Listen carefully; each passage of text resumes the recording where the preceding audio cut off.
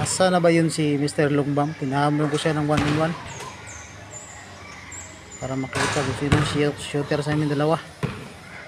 Tingnan natin kung kaya yung mga tirang ganito. Ayan nyo. Pinahamon kita Mr. Lungbam. Asan ka na? Lumabas ka na dyan. Puro kasalita at dada. Nahanap kita. Punta ka dito. Puntahan mo ka dito. Kasi wala akong pera pamasahe papunta dyan. Kaya ikaw na pumunta dito. Hinahamon kita sa 3-point shot Mr. Lungbam. Gaano ka kagaling. Kakapatumbahin na pahigayan kita sa side sa mga crossover ko. Ayan o, kita mo yan? Yun.